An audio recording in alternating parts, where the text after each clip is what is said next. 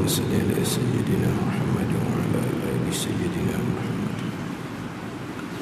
أعوذ بالله من الشيطان الرجيم. بسم الله الرحمن الرحيم. الحمد لله رب العالمين، والصلاة والسلام على سيد المرسلين وعلى آله وصحبه أجمعين. رب اشرح لي صدري ويسر لي أمري واحلل عقدة من لساني يفقه قولي. سبحانك لا علم لنا إلا ما علمتنا إنك أنت العليم الحكيم. ولا حول ولا قوة إلا بالله العلي العظيم. Muka surat 6 yang ke-14 daripada atas. Muka surat 6 yang ke-14 daripada atas. Qala al-muallifu rahimahullahu ta'ala wa nafa'ana bi'ulumihi amin.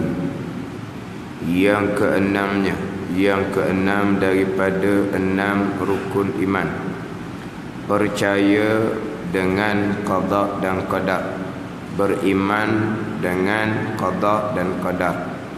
Dengan maknanya qada itu penentuan, penetapan yang telah menentu, yang telah menetap akan dia, akan penentuan Allah Ta'ala, yakni oleh Allah Ta'ala. Menentu oleh Allah ni dengan iradah, dengan sifat iradah Allah Subhanahu wa Ta'ala. Itu makna qada. Penentuan, penetapan yang telah ditentukan, yang telah menetapkan oleh Allah Subhanahu wa Ta'ala, yang bersifat dengan iradah. Ada dalam buku dia tulis qada adalah dia kata yang digariskan oleh Allah Subhanahu wa Ta'ala, yang digariskan oleh Allah Subhanahu wa Ta'ala. Mana? Jadi penetapan, penentuan, mana apa yang telah digariskan oleh Allah. Jadi tak tu? Itu yang digariskan oleh Allah. Allah telah menggariskan segala-gala perkara sampai masa berlakulah perkara tersebut mengikut sebagaimana yang telah digariskan oleh Allah Subhanahu wa Ta'ala. Jadi mana gitu? Mana? Mana? Bunyi standard ke, bunyi pelik ke, kau tak faham? Maknanya sampai masa berlaku sekian perkara menurut sebagaimana yang telah digariskan oleh Allah Subhanahu wa Ta'ala, yang bersifat dengan iradah. Mana? Ni ada dalam buku ni. Ha? Oh, standard boleh jadi. Standard. Lepas tu penentuan panggil apa pula? Penggarisan. Tu lain makna pula lah. Mana yang ditentukan, yang digariskan, yang ditetapkan, yang diputuskan oleh Allah Subhanahu wa Ta'ala. Sampai masa berlaku sekian perkara tu menurut sebagaimana yang ditentukan, yang digariskan, yang ditetapkan, yang diputuskan, yang disusun oleh Allah, yang bersifat dengan iradah, yang muafakat dengan ilmu. Itu qada. Tapi standardnya ketentuan, ketetapan lah atau standard. Macam sinilah penentuan yang telah menentu akan dia oleh Allah Subhanahu wa Ta'ala. Menentu oleh Allah ni dengan iradah, dengan sifat iradah. Jadi qada adalah iradah. Qada adalah ta'alluq tanjizi qadim bagi iradah. Tu. Kalau lengkap lagi, ringkas, qada iradah, qadar kudrat. Itu ringkas. Panjang sikitnya, qada adalah ta'alluq tanjizi qadim bagi iradah, qadar ta'alluq tanjizi hadis bagi kudrat. Tanjizi qadim, tanjizi mana pun ta'alluq fungsi sifat iradah. Allah yang bersifat iradah menentukan. Menentu dia panggil tanjizi. Bila Allah menentukan, qadim sedia kala. Itu qada. Sampai masa Allah Subhanahu wa taala yang bersifat dengan kudrah, mengadakan, menjadikan. Mengada menjadi dipanggil ta'alluq tanjizi bagi kudrah. Tapi mengada tu bila? Baharu. Sekarang lah Tuhan mengada ni dipanggil baharu. Tanjizi hadis bagi kudrah dipanggil qadar. Tapi rekahnya ketentuan iradat qada, iradat qadar, kudrat. Itu secara rekah. Dan makna qadar itu takdir Allah. Maksudnya maksud takdir sakatan Allah ni perbuatan. Ni yang telah perbuat akan dia oleh Allah Subhanahu wa taala. Allah perbuat ni dengan kudrahnya, dengan sifat kudrah. Itu qadar. Ta'alluq tanjizi hadis bagi kudrah. Sebab kudrat qadim. Kudrat, sifat kudrat qadim. Allah qadim. Sifat kudrat Allah qadim. Ta'alluq sifat kudrat, fungsi sifat kudrat adalah mengada, meniada, menjadikan, membuat. Itu fungsi sifat kudrat. Bila Allah mengada, bila Allah menjadikan, sekaranglah. Sekarang dipanggil tanjizi hadis. Tuhan menjadikan sekarang. Yang Tuhan buat sekarang ni muafakat dengan hak Tuhan letak daripada azal. Hak Tuhan letak daripada azal, iradat ada. Itu letak pada azal tanjizi qadim bagi iradat. Sebab apa? Iradat telah menetapkan, memutuskan qadim, sedia kala. Tapi hak Tuhan buat sekarang, tanjizi hadis bagi kudrat. Tanjizi ni mana kalau kudrat mengada, kalau iradat menentu, kalau ilmu mengetahui, kalau samak mendengar, kalau basar melihat, kalau kalam berkata-kata, itu tanjizi. Itu ta'alluq fungsi bagi tiap-tiap satu sifat ma'ani. Kudrat, iradat, ilmu, samak, basar, kalam. 6 sifat ni ada ta'alluq dia, ada fungsi dia. Jadi fungsi kudrat mengada, fungsi iradat menentu. Bila Allah mengada, sekarang, tanjizi hadis. Bila Allah menentu, sedia kala, tanjizi qadim. Itu je. Bunyi je macam payah sebab bahasa Arab. Kalau tubik kau istilah bahasa orang putih, barulah senyum sikit dengar. Istilah bunyi kau Arab ni pasal payah. Kalau bunyi istilah kau bahasa orang putih, akhirnya bukan istilah aja bahasa orang putih, istilah ilmu bahasa putih dah. Nak ajar pula ikut cakapan orang putih pula. Baru standard. Istilah ilmu orang putih dah. Sains matematik tu istilah ilmunya orang putih dah. Tak padang istilah orang putih. Nak ngajar sains matematik kena dengan bahasa orang putih. Baru standard. Kedak dalam ni. Dak dah. Jadi istilah ilmu agama kita ni kok bahasa Arab. Lepas tu macam mana? Kita ngajar dengan bahasa Arab. Lepas tu macam mana tukang ngajar budak andal? Bukan tukang dengar je. Jadi tu istilah ilmu memanglah bahasa Arab. Tapi walaupun kita tak faham makna, tapi memanglah kita berpegang Allah yang bersifat dengan iradat menentukan sedia kala. Itu tanzil qadim bagi iradat. Lepas tu siapa masa Tuhan buat? Buat sekarang. Dan sekarang ni qadim ke? Sekarang ni baharu lah. Itu tanjizi hadis bagi kudrat.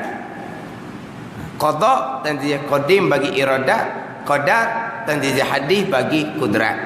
Sekarang ni Allah mengadakan, menjadikan, buat segala-gala perkara sebagaimana tadilah yang digariskan oleh Allah yang bersifat dengan iradah, yang ditentukan oleh Allah yang bersifat dengan iradah, muafakat dengan ilmu. Maka percaya dengan qada dan qadar. Hak tadi makna qada ketentuan iradah, makna qadar perbuatan Allah yang bersifat dengan kudrat. Apa makna percaya pula? Sebelah kitanya percaya qada kerjaan Tuhan, qadar kerjaan Tuhan. Kita percaya ke, kita tak percaya ke qada qadar daripada Tuhan? Ni sebelah kita ni pula. Allah ada tetap dah. Beriman Allah ada tu sebelah kita. Malaikat ada tetap dah. Beriman kepada malaikat tu sebelah kita. Qada qadar tetap dah. Itu kerjaan Allah Subhanahu wa ta'ala. Hak kitanya percaya, beriman dengan qada dan qadar. Maka percaya dengan qada dan qadar itu maknanya mengaku putus di dalam hati seseorang, jazam bulat dalam hati seseorang, 100% kepercayaan dalam hati seseorang dengan tentu sungguh akan bahawa segala yang berlaku, sekalian yang berlaku, segala yang berlaku daripada baik dan jahat, segala tadi semuanya, tu takkid lagi, tu kuat lagi, segala perkara yang berlaku semuanya, tak payah semuanya, tak payah dah lah, segala perkara yang berlaku, sekalian perkara yang berlaku, tiba-tiba semuanya, hati panggil apa? Takkid, nak kuat lagi. Segala perkara yang berlaku, sekalian perkara yang berlaku, tak payah semua dah lah, semua dah tu, sebab segala sekalian. Ditakkidkan laginya semuanya dengan kehendak Allah Ta'ala tu qada, dan dengan menjadi ia akan dia menjadi ni qadar, menjadi ia Allah akan dia akan segala perkara yang berlaku daripada baik dan jahat, kesemuanya qada dan qadar Allah Subhanahu wa ta'ala. Sebesar zarah pun tidak ada yang berlaku melainkan qada dan qadar Allah Subhanahu wa ta'ala. Ringkas saja, simple. Cuma kita nak beringat takut tergelincir.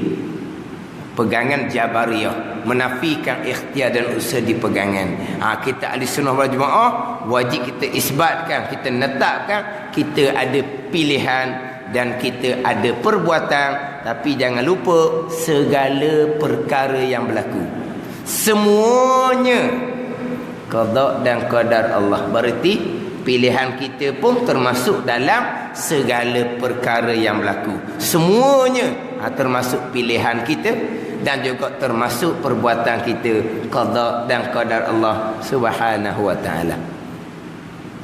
Kalaulah pilihan kita, perbuatan kita tak termasuk dalam qada dan qadar Allah, macam mana semua segala perkara ni? Sebab pilihan, kalau pilihan mutlak kita, perbuatan hak kita, memanglah hak kita sama 24 jam. Bukan pilihan kita 24 jam, bukan perbuatan kita 24 jam. Maka mana hak Tuhan? Mana hak Tuhan? Kita setiap masa ada perbuatan. Setiap masa kita ada perbuatan. Netang tu ada perbuatan apa? Perbuatan lah tu netang. Kedua panggil perbuatan netang. Dia kata duduk netang malah tu ada pilihan tak? Ada pilihan tak? Memang kita pilih nak duduk netang gitu. Jadi sepanjang masa kita ada perbuatan.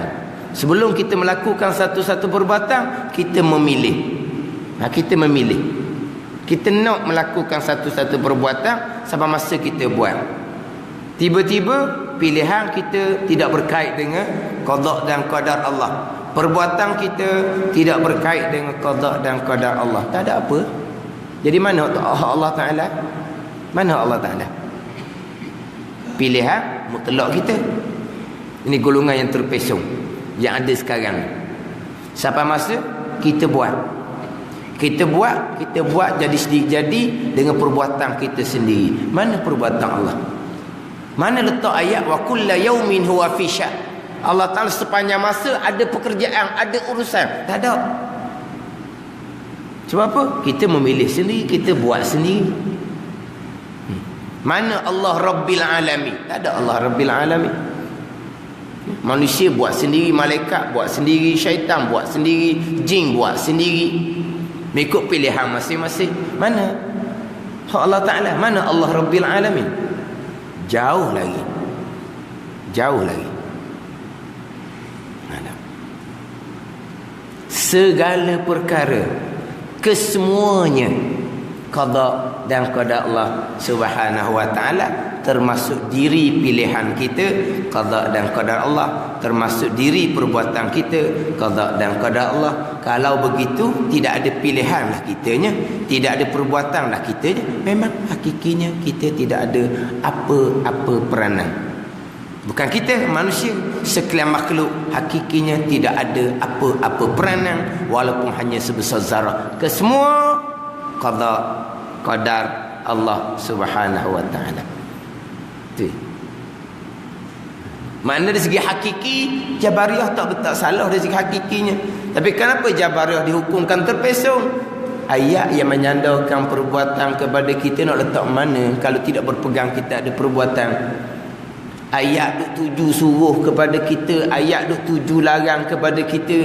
Kalaulah kita langsung tidak berpegang ada pilihan dan perbuatan, Allah tuju kepada kita, tuju kok mana? Tuju perintah semayang ke kita, tuju perintah puasa ke kita, tuju larangan pun ke kita. Tak ada, kosong kita. Allah tuju perintah kepada kita. Jadi mana tuju ke mana tu? Tak ada lah panggil. Dak ayat Quran tuju kepada kita perintah. Maka sebab Allah tuju pada kita perintah dan larangan, kita wajib berpegang, kita ada peranan jugalah. Namanya ikhtiar dan usaha kerana Allah tuju perintah, Allah tuju larangan kepada kita. Tapi jangan lupa, segala perkara kesemuanya sebesar zarah pun tidak ada melainkan qada dan qadar Allah, termasuk pilihan kita pun qada dan qadar Allah, perbuatan kita pun qada dan qadar Allah. Kita berpegang kita ada pilihan dan perbuatan kerana ayat menyandarkan pilihan dan perbuatan kepada kita. Kenapa Allah menyandarkan kepada kita walhal hakikinya kita tidak ada apa-apa? Jawapannya la yus'alu amma yaf'alu wa hum yus'alun. Jangan ditanya pekerjaan Allah Subhanahu wa taala, kamu yang akan ditanya pada hari akhirat. Oh, senang jawab gitu. Itulah jawapan hak paling senang. Dan itulah jawapan yang boleh diberikan. Sebab apa? Setakat tu sahaja. Tanya. La yus'alu amma yaf'alu. Jangan ditanya pekerjaan Allah Subhanahu wa taala. Sebab apa? Kita dilarang nak korek-korek, nak cokeh-cokeh. Apa panggil apa? Nak rungkai-rungkai. Nabi kata fa'amsiku, tahan diri kamu, sekat diri kamu daripada membahaskan korek-korek, bahas-bahas berkaitan dengan qada dan qadar Allah. Nak rungkai-rungkai, tak ada nak rungkai-rungkai. Kita faham, kita pegang, berhenti setakat tu. Bahas yang dilarang ni nak bahas, nak korek. Adapun kita bahas, kita hurah, biar faham molek, biar kemas, itu fardu ain. Kalau nak kemas itu macam mana kita nak berpegang?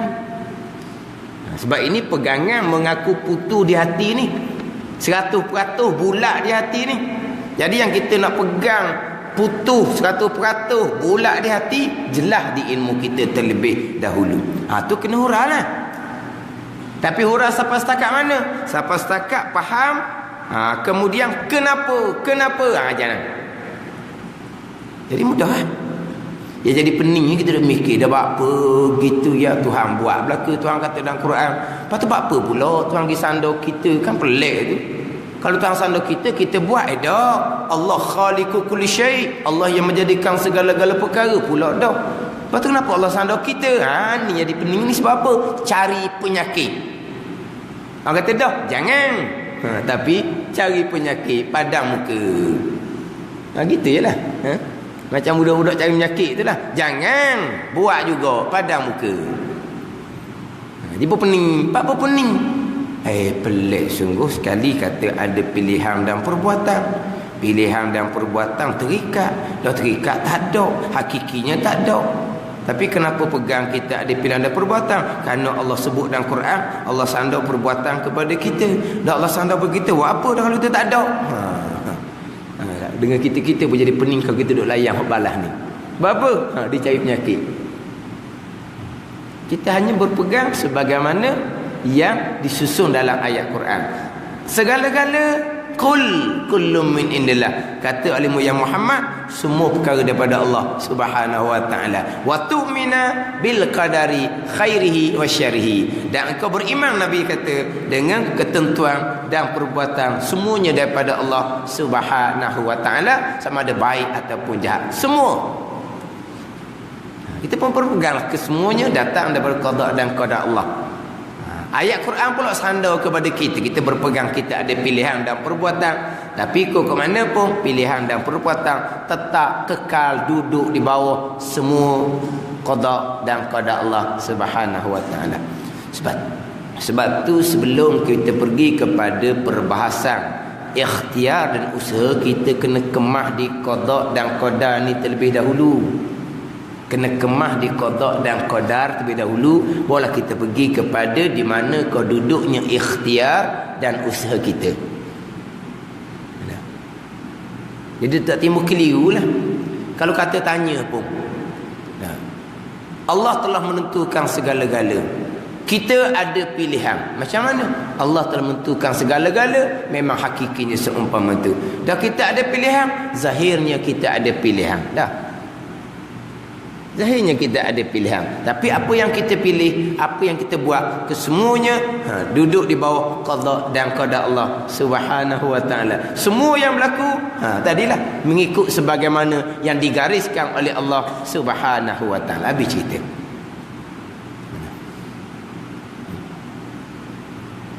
Sebab itulah tak silap ingat saya mengaji dulu, perbahasan qada dan qadar ni tak ada. Tak ada. Sekali lalu je semua begitu. Sebab apa? Gitu kita pun pegang. Fikir pun dah. Sebab dalam kitab dia peringat dah dalam bab qada dan qadar ni. Jangan duduk korek, jangan duduk mana ni usul jangan. Faham pegang. Kita pun faham pegang. Simple saja. Tak ada ayah apa-apa pun. Hak payahnya, hak bahas panjang-panjang, hak fardu kifayah. Tu payahlah dalam ilmu usuluddin. Tapi kalau bab qada qadar fardu ain ni cukup ringkas, cukup simple. Dan bagi orang yang pernah melalui keadaan yang agak pening, dia kata rumit sulit ni, bila dia faham kemudian memang dia akulah rumit sulit pening tu sengaja je sebenarnya dia kata. Tak ada rumit, tak ada sulit pun dia kata. Yang jadi rumit sulit ni tak ambuh terima sebagaimana hak kitab royak. Tak ambuh terima. Tak ambuh terima betul benar tak berani. Pegangan salah semai puasa tak pakai tak berani. Nak terima berasa belaga dengan akal. Jadi itu jadi rumit, jadi penat dia kata. Penat kenapa? Kerana diri sendiri duk belawang dalam akal. Dalam hati perut dia belawang sama sendiri. Tuhan belaka kita Tuhan belaka dah kuat lah kena jadi tu. Dia duduk belawang dengan hok dalam otak dia tu. Tu penat. Lama-lama dia kata apabila duduk royak sama dah, jangan duk fikir korek ni, faham pegang. Tapi dia tak dengar kata mula-mula pening-pening. Kemudian tu Allah kata sikit je. Buat hak tu ada benda. Simple saja. Tu.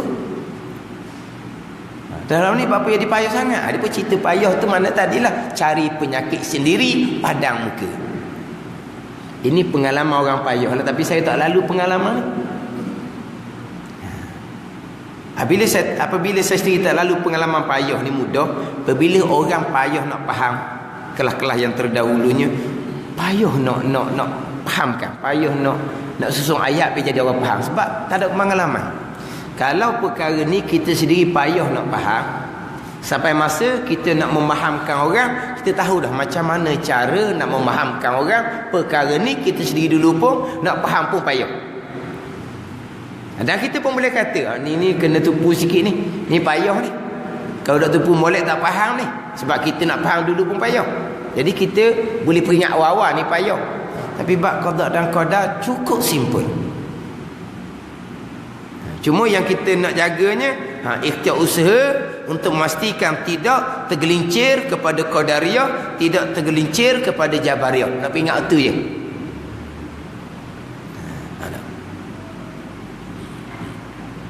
Jadi segala perkara kesemuanya qada dan qada Allah Subhanahu wa taala, daripada perkara yang baik dan juga perkara yang jahat. Baik ni iman dan taat, jahat kufur dan maksiat. Segala-gala kebaikan yang dapat kita lakukan, kesemuanya datang daripada qada qadar Allah Subhanahu wa taala.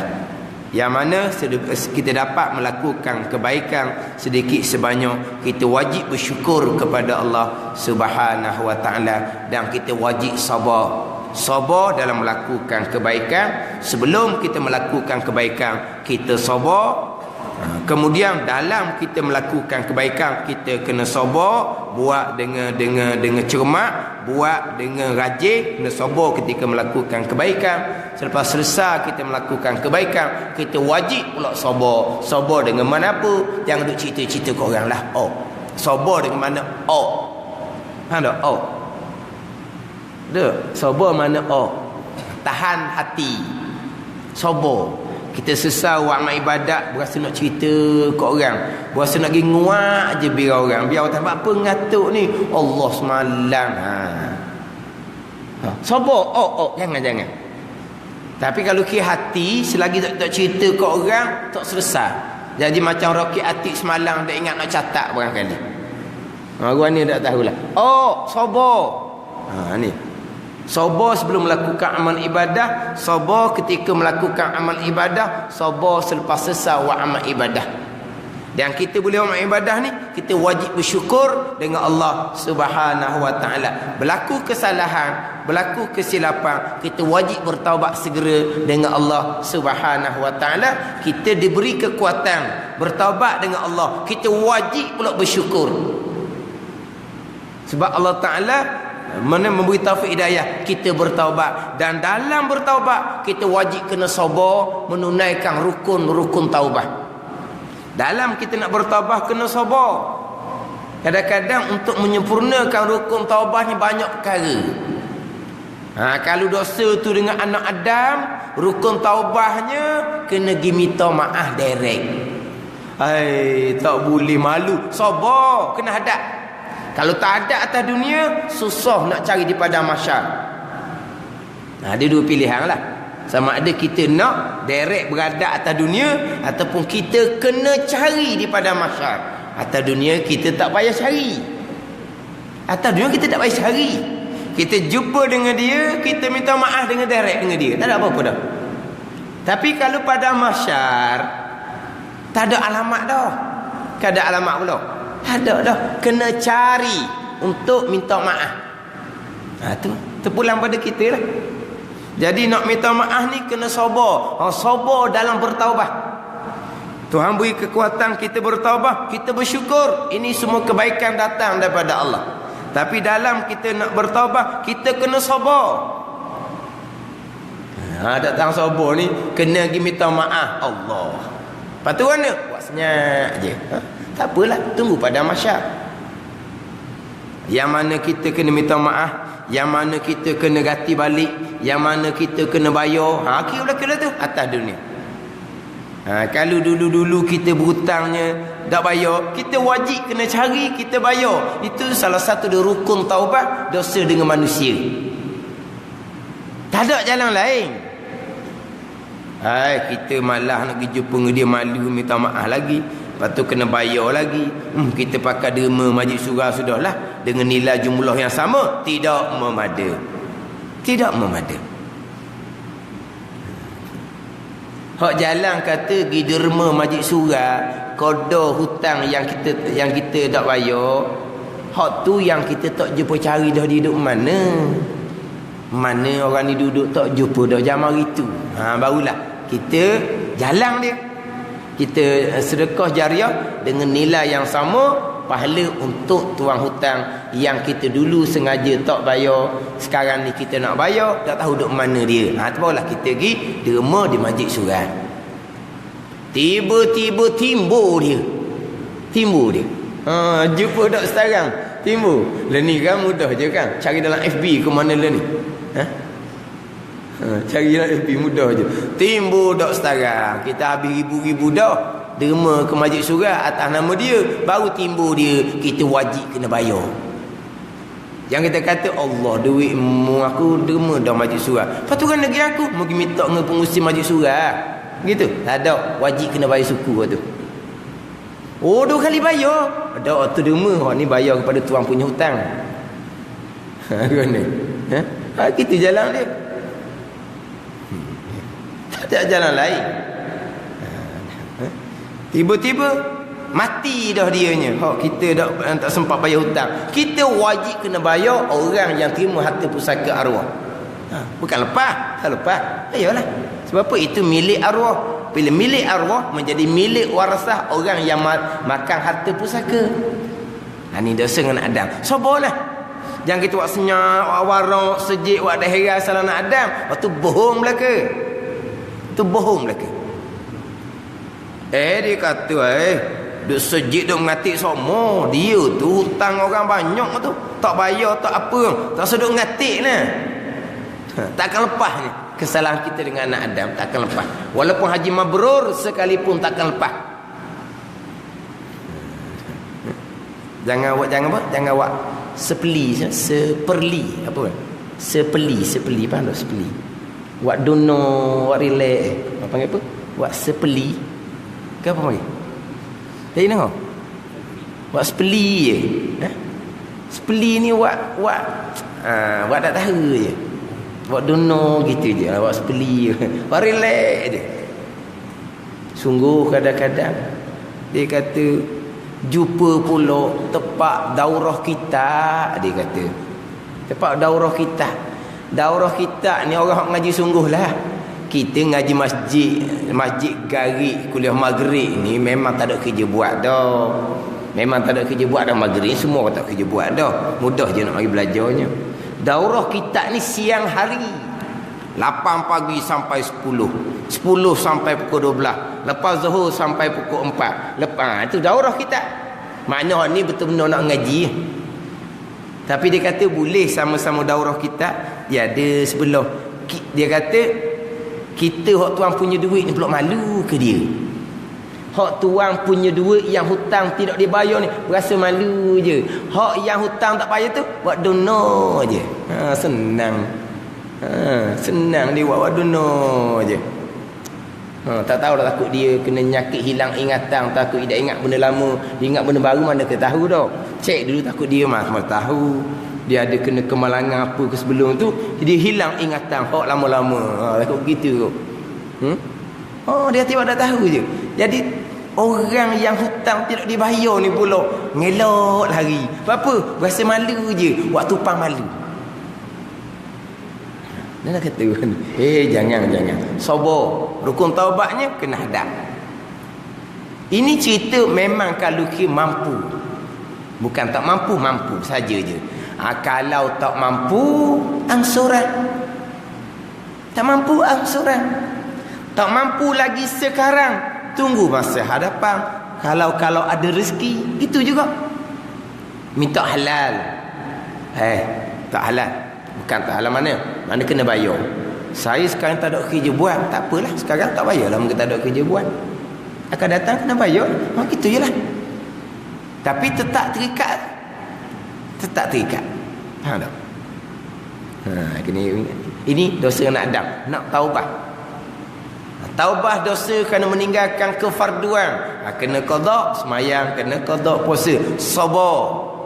Tapi Tuhan beri kepada kita campur di hati kita nak bertaubat. Itulah sebesar-besar kurniaan daripada Allah Subhanahu wa taala. Itu kebaikan yang disusung oleh Allah Subhanahu wa taala kepada kita. Maka kita kena bersyukur dan sabar dalam menunaikan taubat. Ini kebaikan yang datang daripada Allah Subhanahu wa taala. Macam tadilah, walaupun terkadang buat rupa agama tapi taubahnya tidak ada. Bukan taubahnya tidak ada kesalahan yang terdahulu dengan anak Adam contohnya. Sekarang masih lagi mengekali kesalahan dengan anak Adam. Kesalahannya apa? Dengan umpaknya, dengan fitnahnya. dengan mengaki hamungnya, dengan adu dombanya, itu semua kesalahan yang berkekalan, yang berpanjang dengan anak Adam. Dalam keadaan rupa zahirnya nak buat amal ibadah, itu bukan jalan kebaikan yang sebenar. Tapi kalau Tuhan capuk di hati kita, beti dah tu, dak dah tunya, dak dah, tak babik dah kesalahan anak Adam. Hak lama tu kita kena bertaubat, kena sempurnakan rukun taubat. Ini semua adalah susunan Allah Subhanahu wa taala, pilihan daripada Allah Subhanahu wa taala, kerana segala-gala perkara baik dan jahat datang daripada qada dan qadar Allah Subhanahu wa taala, sebagaimana yang dinyatalah di kursi, ana khalaqtu khaira wa syarr. Akulah Allah Taala kata menjadikan perkara yang baik, dan akulah yang menjadikan perkara yang jahat. Fatuba liman qaddartu ala yadihil khair wa wailun liman qaddartu ala yadih syar. Maka bertuahlah, berbahagialah sesiapa yang aku takdirkan kepadanya kebaikan, dan celakalah kepada sesiapa yang aku takdirkan kepadanya kejahatan. Jadi kalaulah kita Tuhan takdirkan kebaikan, bertuah, yang mana kita wajib bersyukur, maka tidak timbullah di hati kita riak, ujub dan takabur, kerana kebaikan yang dapat kita lakukan datang daripada taufik hidayah Allah Subhanahu wa taala. Adapun kitanya, la haula wala quwwata illa billahil aliyyil azim, tidak ada daya untuk meninggalkan maksiat dan tidak ada upaya untuk mengerjakan ketaatan, melainkan kesemuanya datang daripada Allah Subhanahu wa taala. Baik jahat datang daripada Allah Subhanahu wa taala dari segi pegangan percakapan kita, yang baik daripada Allah, yang jahat datang daripada diri kita sendiri. Itu adab percakapan. Tapi kalau kira-kira hak kelas minggu lepas nak masuk kepada tajuk perkara jahat, hari ni masuk perkara jahat, masa sudah molek habis. Minggu depan lah pulaknya. Kena berapa minggu dah? Banyak minggu kita ni. Ya kira-kira kalau tengok hak minggu lepasnya, kira masuk bab syarihi dah, perkara jahat. Pegangannya macam mana, percakapannya macam mana, kalau sandar perkara jahat kepada Allahnya macam mana. Kalau sandar tu sebelum buat, apa hukum dia? Sandar sebelum buat macam mana? Ada orang main bandar, orang tahu dah kita masa dulu berakhir sangat, kita pak-pak main dah mana lah ni. Dah tahulah kalau Tuhan takdir ada situ malam ni, saya la haula wala lah di situlah. Haram awal-awal lagi dah. Ada main joget bandar, orang tanya dia dah berakhir mana. Dan kalau Tuhan takdir ada lah, nak kena kita la haula wala quwata illa billah. Tak ada daya upaya kita, mungkin mereka mai dari Tuhan. Kalau Tuhan takdir malam ni ada situlah. Tak ada main lagi, tetap pergi pun lagi haram dah sebesar dah. Tak buat lagi tu, menyandarkan perbuatan jahat yang belum dilakukan. Yang kemungkinan tidak lakukan. Mungkin tak laku, tapi disadang dah. Kalau ada situ Tuhan takdir dah. Kalau kebetulan jumpa ni orang nampak malam tu ada situ, mana nampak kereta ada situ, kan petang tu kata dah, kan petang takdir ada situ nak gimana lagi dah kitanya. La haula wala quwata illa billah lah. Haram wawa dah, bukan hak lepas lagi tu cakap tu haram dah. Kalau sandar perbuatan jahat kepada Allah sebelum kita melakukan, tapi sampai masa buat ke tak, itu salah lain pula. Sampai masa buat ke tak buat, itu bab lain. Sebelum buat kita sandar dah. Kalau buat benda salah tu dah buat lagi ni, nak kan dah. Kalau Tuhan takdir kalau Tuhan takdir buat benda salah, jadilah kita lemah, tak ada daya upaya. Haram awal-awal dah. Walaupun sekarang tu kemudian tu memang tak pergi sekalipun. Begitu juga lepas selesai buat, kita menyandarkan perbuatan salah kita buat kepada Allah, hukumnya haram dosa besar. Bahkan kalau kita menyandarkan perbuatan jahat kepada Allah, tujuannya untuk menghalalkan. Bapa menjudi, dah judi takdir Allah kan halal lah, murtad ni wal iyazabillah. ataupun dia menyandarkan perbuatan jahat kepada Allah, tujuan untuk menghina Allah. Orang duduk marah ke dia, bapalah tak sudah-sudah judi ni, daripada muda pak tua tak sudah-sudah judi ni. Mu tahu dah judi aku buat ni mari mana ni? Allah lah yang takdir. Marah ke Allah pun marah ke akunya. Tujuan dia nak menghina Allah Ta'ala, hukumnya murtad ni, wal iyazabillah. Jangan buat mudah-mudah cakap, melainkan perkara jahat yang kita sandar kepada Allah, kemudian daripada kita buat, selepas daripada kita bertaubat dah, siap dah, orang masih lagi ungkit kesalahan lama. Orang ungkit kesalahan lama yang kita lakukan terdahulu, yang kita sudah insaf, yang kita sudah berubah, yang sudah kita taubahnya, masih lagi diungkit kesalahan lama kita. Nak buat orang lagi dah, hak salahan dulu tu takdir Tuhan. Tujuan apa?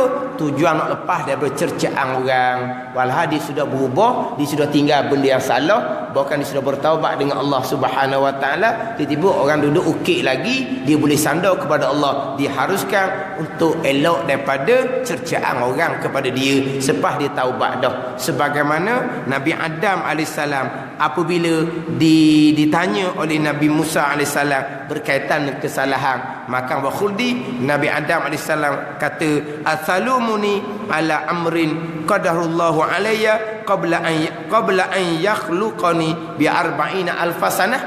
Adakah kamu ya Musa nak cela akan aku akan perkara yang telah ditentukan kepada aku sebelum dijadikan aku 40,000 tahun, yang mana telah dicatat di Lauh Mahfuz.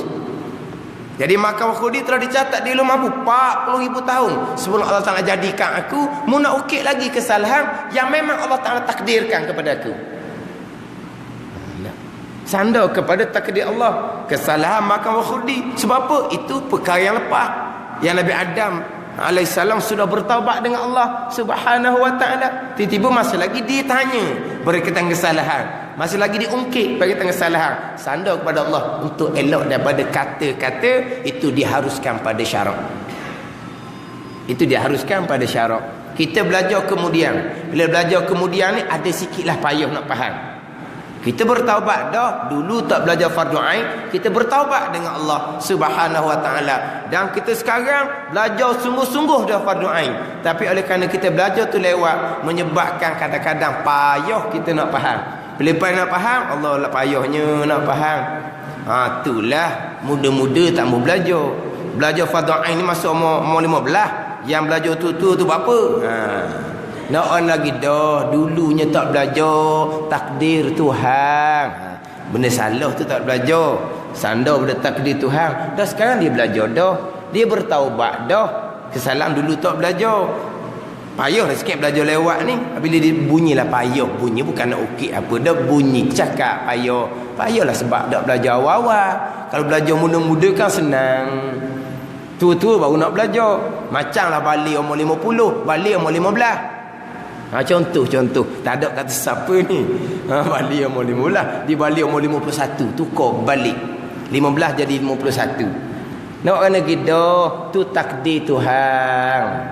Jadi Tuhan takdir balik, dan kadang pergi belajar juga, tapi belajar ilmu dunia, bukan belajar ilmu agama. Bertaubat dah, ungkit boleh sandar kepada takdir Allah. Kesan lalu yang kita sudah bertaubat itu diharuskan pada syarak untuk mengelak daripada orang masih lagi ungkit kesalahan kita.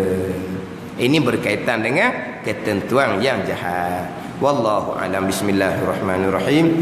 Alhamdulillahirabbil alamin, wassalatu wassalamu ala sayyidil mursalin wa ala alihi wa sahbihi ajma'in. Allahumma iftah alaina futuhal arifin, Allahumma allimna ilma aqdamin wa fahimna famasabiqin warzuqna rizqat talibin. Allahumma zidna ilman wa alhiqna bis salihin. Wa sallallahu ala sayyidina Muhammadin wa ala alihi wa sahbihi wa sallam. Walhamdulillah rabbil alamin.